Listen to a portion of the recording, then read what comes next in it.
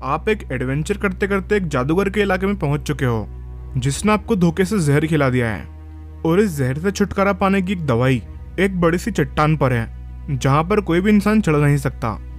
लेकिन लकीली आपके सामने 3 बॉटल्स मौजूद हैं जिनमें से किसी एक को पीकर आप जानवर में बदल सकते हो और जानवर में बदलकर आसानी से ऊपर चढ़कर उस बॉटल को पी सकते हो।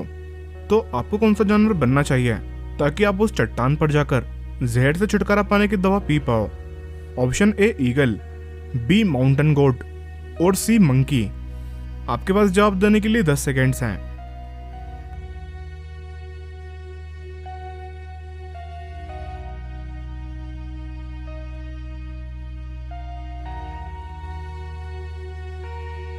अगर आप ईगल बनते हो तो ये बड़ी सी चट्टान आपके लिए कोई प्रॉब्लम नहीं बनेगी क्योंकि आप बहुत जल्दी ऊपर पहुंच जाओगे। लेकिन ऊपर पहुंचने के बाद आप बॉटल खोलोगे कैसे? और साथ ही साथ आप बॉटल को नीचे भी गिरा दोगे। और वहीं अगर आप माउंटेन गोट बनते हो तब भी आपके साथ यही प्रॉब्लम आएगी कि आप ऊपर पहुंच तो जाओगे लेकिन माउंटेन गोट भी बॉटल को नहीं खोल पाएगी। जबकि अगर आप बंदर बनोगे तो बंदर तो चढ़ने में मास्टर होता ही है, ये आसानी से ऊपर पहुंच जाएगा और अपने हाथों से बॉटल को बिना तोड़े बॉटल खोल देगा और उसे पी लेगा। अब आप एक इंसान में बदल चुके हो और आपको बहुत ही अच्छा लग रहा है और जादूगर को ये समझ आ चुका है कि उसका जहर आप पर काम नहीं करेगा। तो उसने पुराने तरीके से तलवार से लड़ाई करने की सोची, लेकिन अनफॉर्चुनेटली आपके पास कोई भी हथियार नहीं है। बस यहाँ पर आप अपने हाथों को यूज कर सकते हो। सामने एक तलवार पड़ी हुई है लेकिन वो जादूगर के पैरों के पास में है और आपके पीछे एक दरवाजा है। तो यहाँ पर आप बचने के लिए क्या तरीका अपनाओगे? ए, आप जादूगर के पास पड़ी हुई तलवार को उठाओगे। बी, वहां से भागने की कोशिश करोगे। या सी, आप अपने हाथों से लड़ोगे।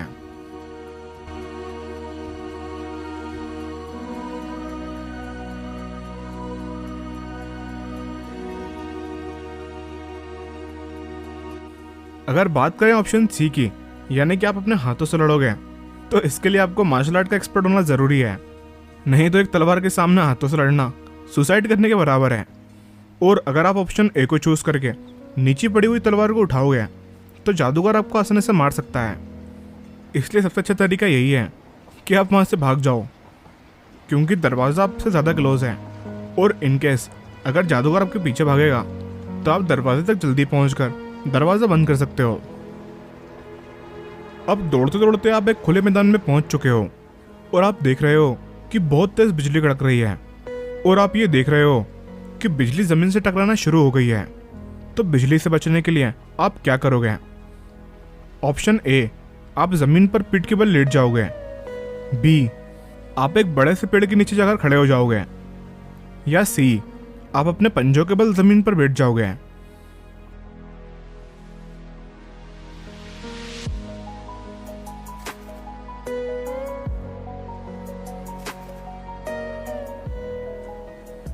आप ये बात तो जानते ही होंगे कि बिजली ज्यादातर ऊंचाई वाली जगह पर गिरती है क्योंकि वो ऐसी चीजें टकराती है जिससे वो जल्दी जमीन तक पहुंच जाए।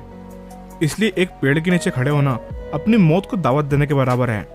इससे या तो आप पेड़ के साथ जल जाओगे या फिर पेड़ आपके ऊपर गिर जाएगा।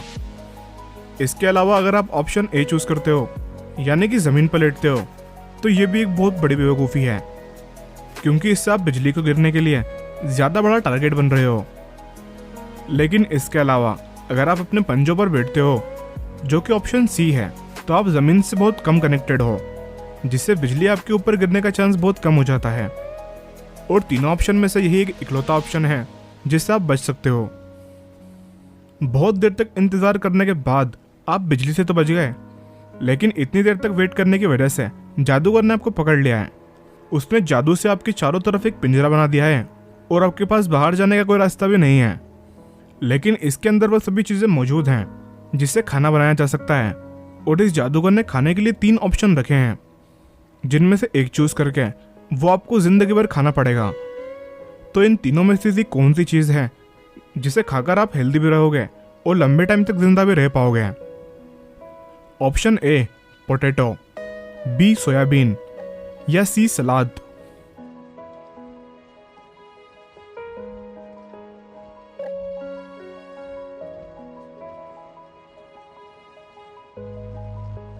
अगर आपने ऑप्शन बी चूज किया है तो आपको बता दें कि सोयाबीन में प्रोटीन की अधिक मात्रा होती है और इसमें काफ़ी कैलोरीज भी होती हैं, लेकिन इसमें ज़रूरी विटामिन की बहुत ही कमी होती है।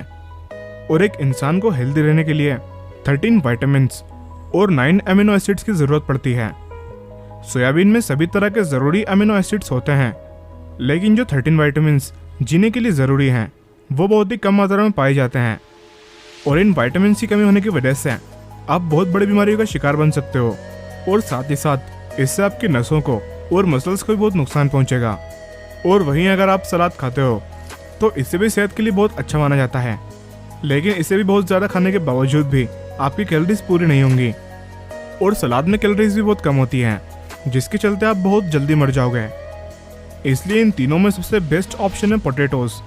अगर पोटैटोज़ और स्वीट पोटैटोज़ को एक साथ खाया जाए तो इनमें सभी तरह के ज़रूरी अमीनो एसिड्स होते हैं और साथ ही साथ विटामिन ए, ई और विटामिन सी भी होता है और साथ ही साथ इसमें कैलोरीज भी ज़्यादा होती हैं, जिससे आप लंबे टाइम तक जिंदा रह सकते हो। इसके बाद जब आप पिंजरे के अंदर सोच रहे थे कि आपको पूरी लाइफ यहीं रहना पड़ेगा, तभी आपने नोटिस किया कि पिंजरे के अंदर एक नदी जा रही है, जिसके अंदर जाकर जब आपने देखा तो ये पाया कि वहाँ पर पिंजरा नहीं है और आप वहाँ से इजीली निकल सकते हो, जिससे आप भागकर वहाँ से निकल गए। लेकिन अब आपके सामने एक बड़ी मुसीबत थी, क्योंकि आपके सामने एक 30 फीट की बड़ी सी खाई थी जो कि कई किलोमीटर्स तक गहरी है, लेकिन यहाँ पर एक रस्सी बंधी हुई है। जब आपने आसपास देखा तो पास में एक 6 फीट की लंबी लकड़ी दिखाई दी और इसके अलावा यहाँ पर कुछ भी नहीं था। तो अब आप खाई कैसे पार करोगे? ऑप्शन ए, इस रोप का यूज़ करके, बी, लकड़ी का सहारा लेकर जंप करते हुए, या सी, बिना किसी मदद के अपने पैरों से जंप करके।